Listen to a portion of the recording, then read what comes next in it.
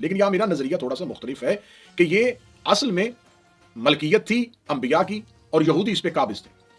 لیکن کیونکہ وہ قابض تھے انہوں نے رسالت مآب صلی اللہ علیہ وآلہ وسلم کو یہ جاگیر اپنی مرضی سے دے دی۔ اس کے لیے اہل سنت کی معتبر کتابیں فتح البلدان میں ابی الحسن بلازری نے، معجم البلدان 139 نمبر صفحہ مطبوعہ بیروت یاقوت الحمری بغدادی نے، تاریخ تبری میں جلد نمبر 3 میں ذکر غزوۃ الخیبر میں، تاریخ کامل جلد نمبر 108 پہ ابن اسیر نے، شرح ابن ابی الحدید جلد نمبر 4 صفحہ نمبر 108 پر، اور تاریخ الخمیس جلد نمبر 2 صفحہ نمبر 58 پر لکھا گیا کہ اس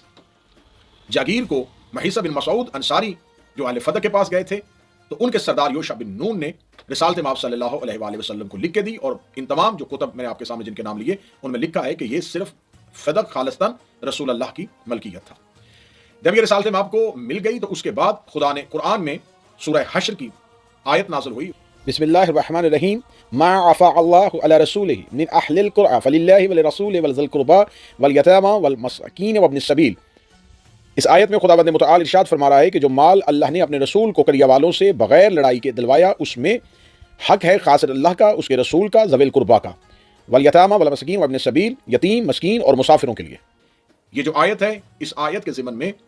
تفسیر کبیر اہل سنت برادران کی، تفسیر مظہری، فتوحات الہیہ، تفسیر روح المعانی، تفسیر در منصور اور تفسیر جواہر، ان تمام تفاسیر میں یہ نقل ہوا کہ جب یہ آیت آئی تو اس آیت سے مراد وہ فدق کی جاگیر ہے جو اللہ نے رسالت مآب صلی اللہ علیہ وآلہ وسلم کو بغیر جنگ کے خیبر کے یہودیوں سے دلوائی تھی، لہٰذا یہ آیت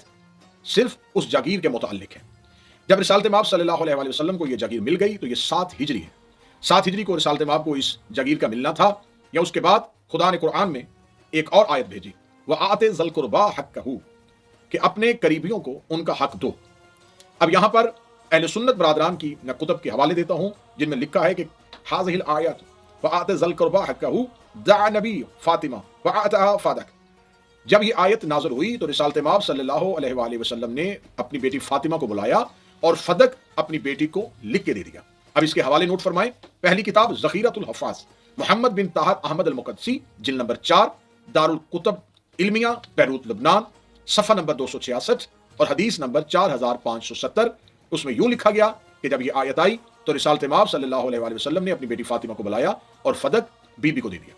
دوسری کتاب شواہد التنزیل، امام حاکم اسکانی کی، جلد نمبر 1، صفحہ نمبر 515 اور حدیث نمبر 468۔